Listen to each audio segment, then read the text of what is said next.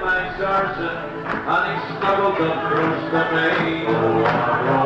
He says he's been so very, very poor, because them figures, they don't want them anymore. Oh, I got a brand new shiny outfit and a pair of kinky boots. I got a fully black jack and a lovely carny suit. And when we go on that patrol, we'll have each other's hand. Oh, we are the British Army, and we're here to keep your land. Oh, war, oh, war.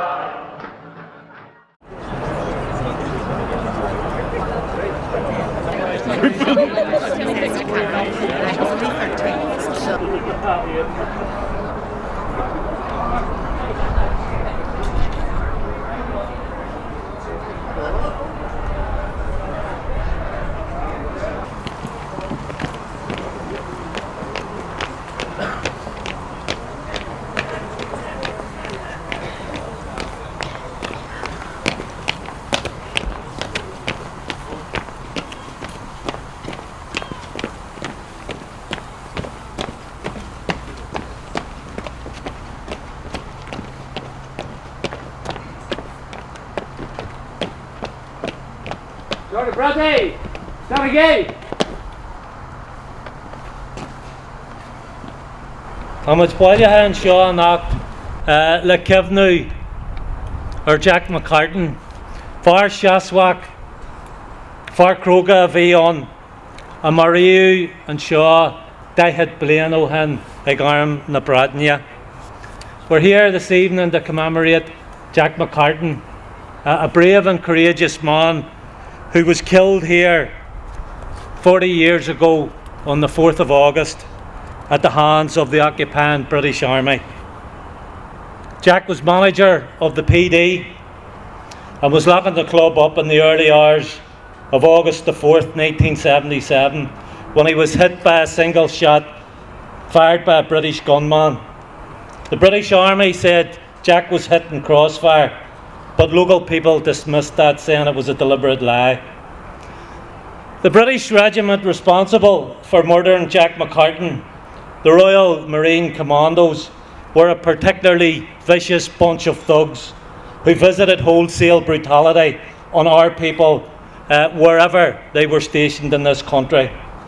So Jack McCartan was very well aware of the levels of brutality and harassment that were going on in this area. He himself was harassed and threatened by the British Army on numerous occasions and told that he would be got. Jack endured all of this without flinching. In reality, back in the day before we had elected reps, Jack McCartan was the public face of the movement in this area.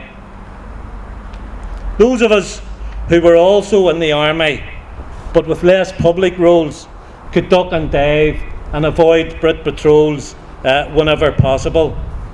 In contrast, Jack McCartan couldn't, or rather wouldn't, do that. He had to open and close the club and deal with the public on a daily basis. Jack was at the centre of the hub of political activity in this area, and he could have walked away at any time, but Jack McCartan didn't bow down. He didn't bend the knee to those oppressors who had no right to be in our country. And that's why Jack was deliberately targeted and killed by the British Army. Of course, no British soldier was ever held to account for Jack's murder. Not one of them ever appeared in court, never mind spend a day in prison for their crime.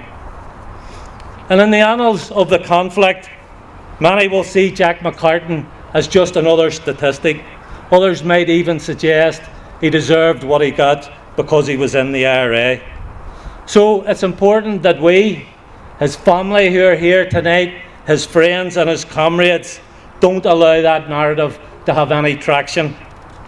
Coming here tonight to remember Jack and pay homage to him is part of that. Because Jack McCartan is not just a statistic. He was loved by his family and his friends, and he was a valued member of this community. And the 40th anniversary of his death means as much to us as the celebration of the 100th anniversary of the Rising last year, or this year the 150th anniversary of the Fenian uprising. Because like those men and women, Jack McCartan was a Fenian in the true sense and tradition of the word. Had he been in Dublin in 1916, he would have been in the GPO or Boland's Mill or wherever else the rebels were.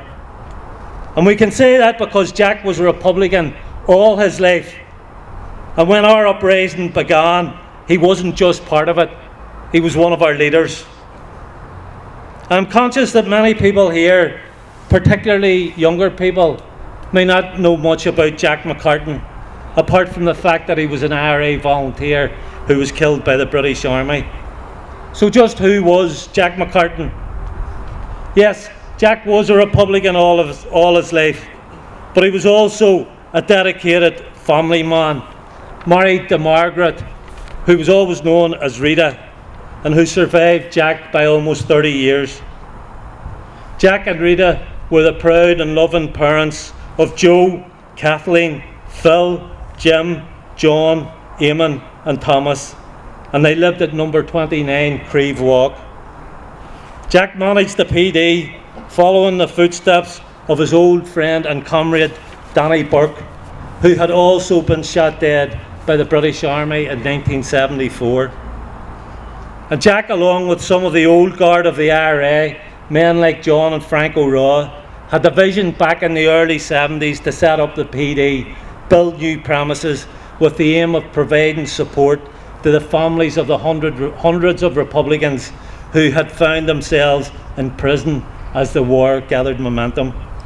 Many prisoners on remand in Crumlin Road or sentenced or interned in Long Cache or Armagh Jail owe Jack McCartan and his comrades a debt of gratitude for the support they received during their incarceration. Jack was true to the Republican ideal of anti-sectarianism, and he and Rita raised their family in a manner fitting for any family. That is, in a spirit of equality, integrity and respect for all. That was instilled in the children from a very young age, and they have held to those values ever since. As a Republican family, even before the outbreak of the war, Jack and Rita guided their children to embrace the culture of the nation, particularly through Gaelic games and Irish dancing. And that love of our culture has been passed down through younger generations to Jack's grandchildren and great-grandchildren. And anyone involved in the GAA in this city knows that the McCartan name is synonymous with St Paul's GAC, and the family has provided unstinting service to St Paul's over many years, both on the playing field and in the administration of that club. And fair play to Eamon, who always seemed to be able to conjure up a few quid when it was needed. Jack and Rita also instilled in their children an appreciation of the value of education.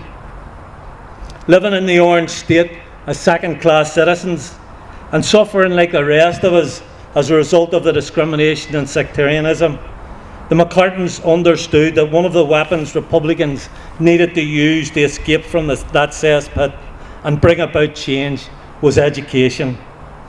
That route was followed by Jack's children and even culminated with Eamon taking Queen's University to court for religious discrimination and winning that fight. I'm told Jack would have loved that.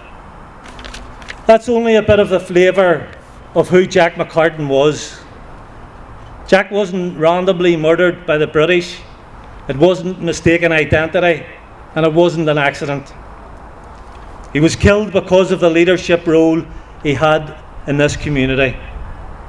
So as we stand here tonight, let's remember Jack McCartan, a man of many facets and dimensions. He was a dedicated family man, a loving father and a devoted husband. He loved Ireland, he loved the people of Ireland, and he loved the culture of Ireland. He understood the importance of education for his children and the generations coming after him. He was a defender of the community, a visionary, a friend of the prisoners, a Republican all his life. He was a true fenian, a courageous volunteer of the Irish Republican Army. Thug sé ruaga ar son an cóphobal agus ar son muncher agus saoirse na hern.